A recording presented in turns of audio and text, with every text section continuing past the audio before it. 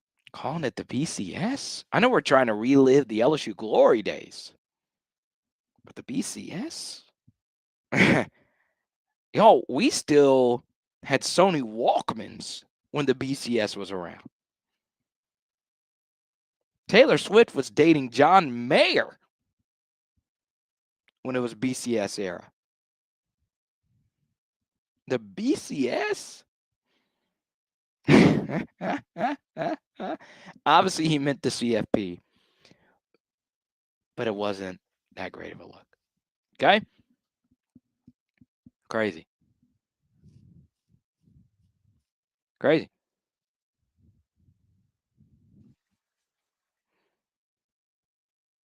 Let's get to this.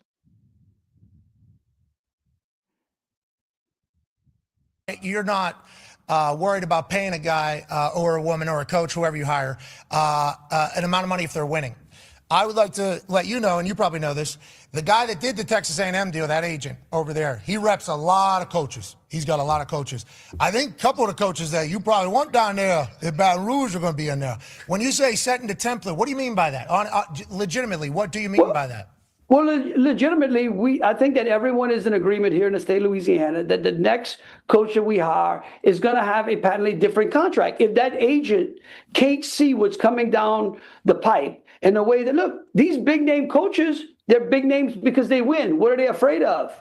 Right? If you're the best, you shouldn't have to worry. You say, guess what? I'm putting my reputation on the line. And when I win, this is how much money I want. There's no guarantee. This sets it, the way the contracts are structured now. Tells the guy, listen, in 5 years he might get tired of doing it. He's like, he doesn't have to worry about coaching because he's like, look, as long as I kind of go through the motions, I get another 5 years at $10 million a year. That's not a bad gig, Pat. If y'all boys over there are giving great entertainment to ESPN and we don't enjoy watching y'all, which we absolutely do. Guess what happens? You lose sponsors. That's the free market. All right, I appreciate where your head's at. Yep. I think you're up against it, though, Governor. I just want to let you know, I think you're up against it. I'll say it again. Why would you say that, though? You're cutting your pool in half, or maybe in smaller chunks.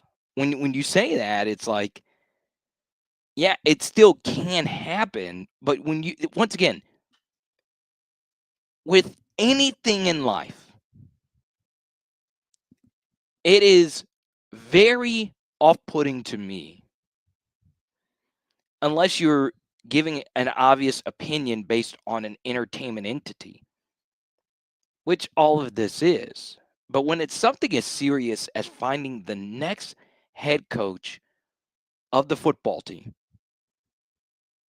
and you're worried about, Baton Rouge businesses, he mentioned in an interview that I think this was a Scone interview where he said, I want the teachers and the plumbers and the HVAC workers that come to the game. We want them something to cheer about. We want them to have all of that. Well, when you say, hey, the next coach's contract is going to look like this, well, you might be right about the Jimmy Sexton stuff. I've already agreed that I agree with you. I've already shared that the biggest thing that hit me like a ton of bricks was something that Landry said about the Trace Armstrong representing so many of the key people on LSU's football team. But to speak definitively and say, hey, the contract is going to look like this, it's not like we're still in the early portions of the search. There are things in life that are not definitive. Actually, most things in life are not definitive, especially that.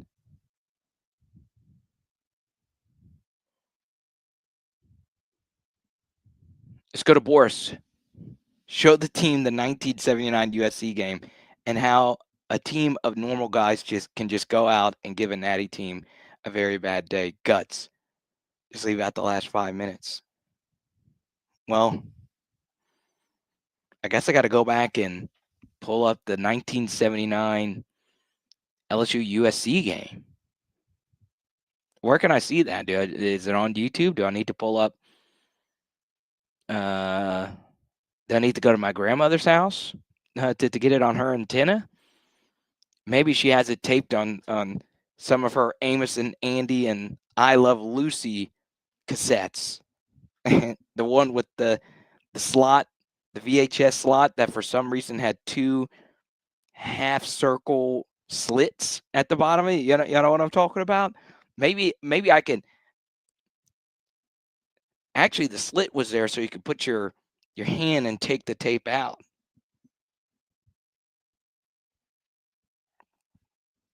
Maybe I could find the 1979 USC game just taped on there, written in big bold Sharpie on the little white area of the tape.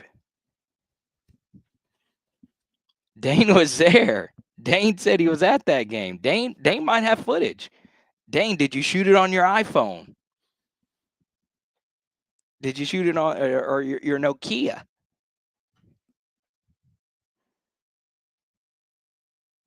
Okay. He said all coaches not named Nick Saban are overpaid. I strongly disagree with that. Holy crap, I strongly disagree with that. If anything, there's quite a few head coaches that are underpaid. Kirby Smart is definitely underpaid. Definitely. That guy is guaranteeing you basically that you're going to be in the college football playoff every year at Georgia. Like he is underpaid. Kirby actually should be making probably close to 17 to 20 million if we're being fair. And there's plenty of athletes out there that make more than Kirby. Like for instance, Aiden Hutchinson's a pass rusher for the Lions. If he were to miss a game, the point spread maybe shifts a half a point, if any. Kirby Smart, if he decides to leave Georgia, well, the next guy could come in and win, but it's a big deal. Kirby's making basically like a fourth of what Aiden Hutchinson's making per season. So, yeah, I wouldn't say Saban. Oh, sourdough, it's on there? Do y'all want me to do a film study of it? I could. I'm laid back. I'm enjoying life. The initial title of this video was, could Saban's return to LSU actually happen? Yeah, I mean, there's always a price. There's always a price out there. And look, if I was a business owner and I had it, I think if you were the one that said, "Hey, I'm the one paying for all of Nick Saban's salary," then well, you can't deny that, huh? Why wouldn't Mercedes-Benz do it? You have extra money. You don't pay the Saints anymore to do the Superdome. Saban is a Mercedes-Benz guy. He owns Mercedes-Benz dealerships. Why wouldn't you say, "Hey, Nick, we're going to give you $25 million a year to coach LSU. It would be the biggest story in sports. And you will be the Mercedes-Benz LSU football head coach, Nick Saban." I'm a little shocked that already doesn't happen.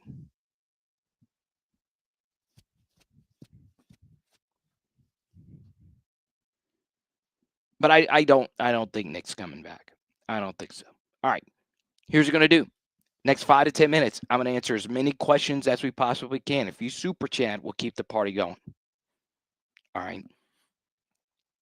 Me and my auntie, we're going to have some pastelaia tonight. I'm going to have me a lemony twang smoothie a little bit later. Let's go. Joey B texted me. We're going to go get some oysters. It's gonna be a fun night in the 225, baby. God's country. This is where I want to be. This is a life. This is a city. I'm trending towards going to LSU versus Arkansas. We've had a few PHLers send me tickets. I have them. I don't know if I can go just yet, but it looks like we are trending in that direction. The Caniac coach. Hell, the players are going to have sponsorships on their chest. Why can't you have a Mercedes-Benz head coach?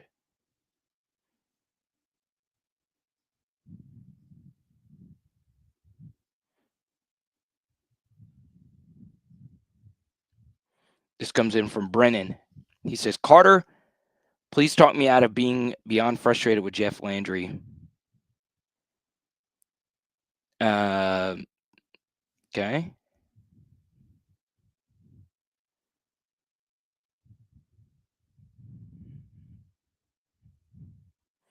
Let's go to this. Touch on this from my buddy Blake. He says, the way I read the first sentence is LSU was liable for the definitions of the contract, but it doesn't say it's an agreement with the athletic department, but LSU. So if it's athletic department can't pay for Brian Kelly's buyout, the way that I read it is that the university is. Okay. Why wouldn't LSU, with over $1 billion endowment, be responsible for its athletic department before the state?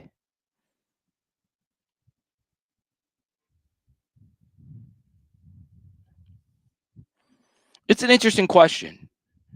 It really is an interesting question.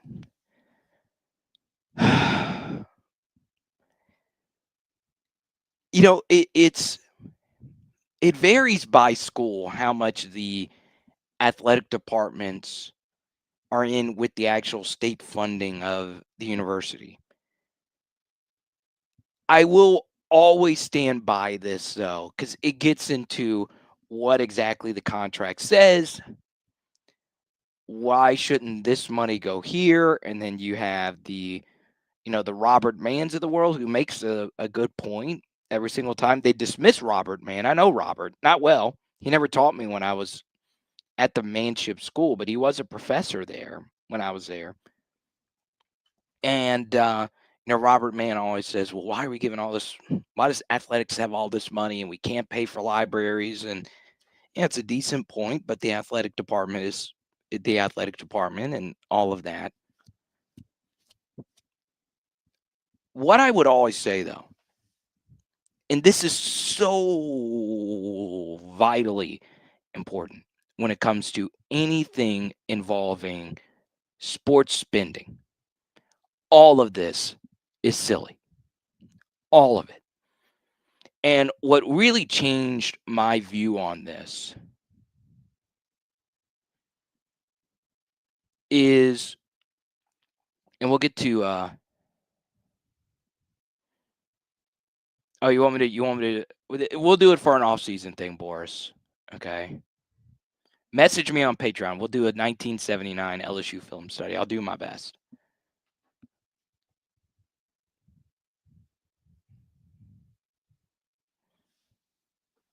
But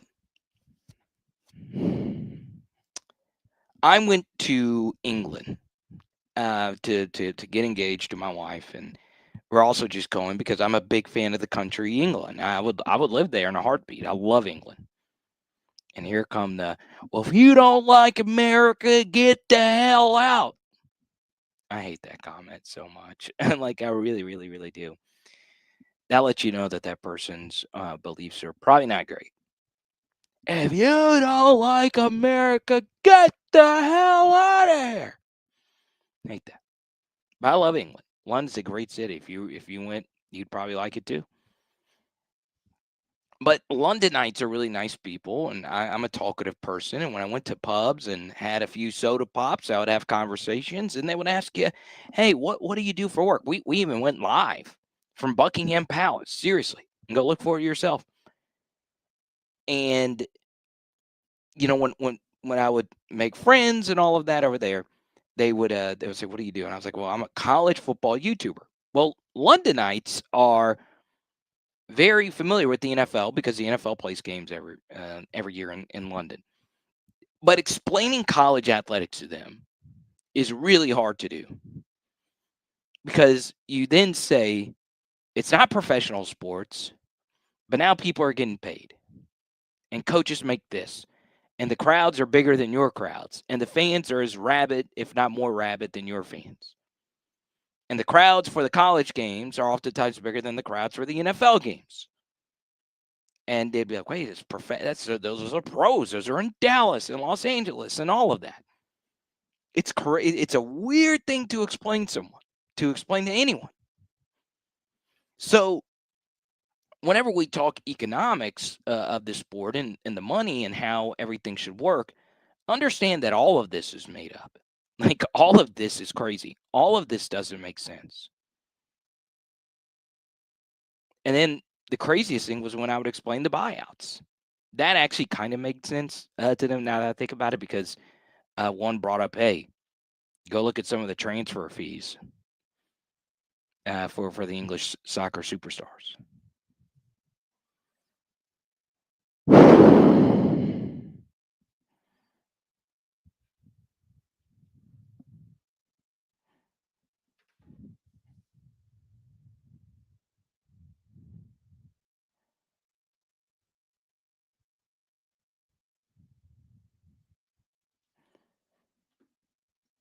Why do the Pelicans suck?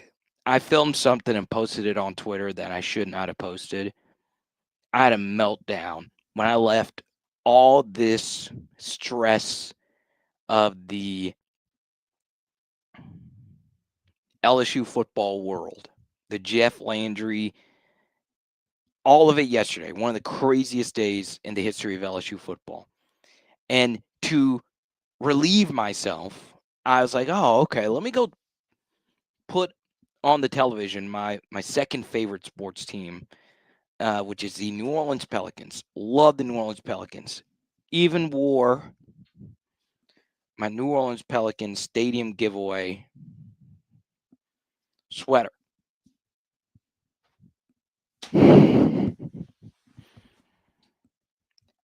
I honestly believe the Pelicans would have been in a better spot had they asked ChatGPT what they should have done during the NBA draft. In fact, a third grader would have done better than what the Pelicans did this offseason. To do what they have done to this team. LSU having issues, no big deal. It's not a big deal that LSU is having issues right now. Brian Kelly called us spoiled. Well, in many ways, overarching, he was correct. We are spoiled. We have 3 different national championships with 3 different head coaches. You're just not the one to call people spoiled. But the message was probably somewhat truth. Well, there's some truth in there. And then the Saints, first-year head coach, 1-7, you expected. But this is year 17 of the Willie Green experience. Year 17 in the American National Basketball Association. What is this? We're 0-4.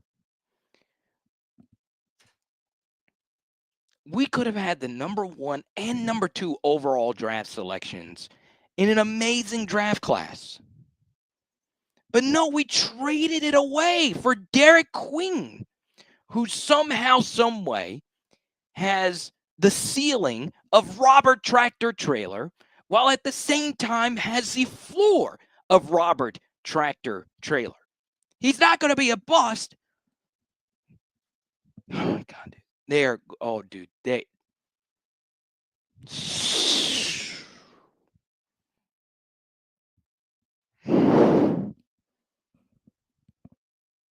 We're 0-4, and the season's already done. We're 0-4. Not gonna lie, Carter. Jeremiah Fears is nice. No problem with that. I would. That's where it should stop. And it's nothing against Derek Queen. Protect the damn pick. Dude. Sibley's right. There are 4,000 college teams. Okay. I shared my story about the Battle of the Ravine and College Game Day potentially going to that in Arkadelphia, Arkansas, how excited I would be. I would go to that game. I have a really good friend that is a 3-year starter for Washita. They're also Purple Tigers. But yeah, I get down with the Elijah Drinkowitz. I can get down with that.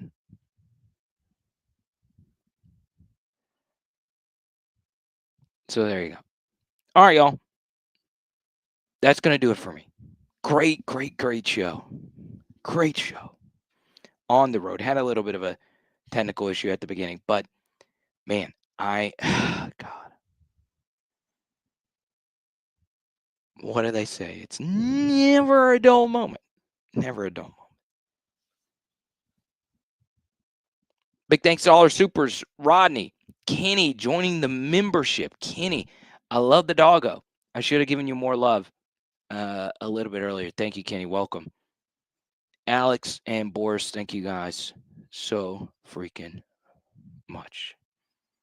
It is Power Hour LSU. Boom. Tonight we're doing some shrimp pasta and some pound cake. Let's go.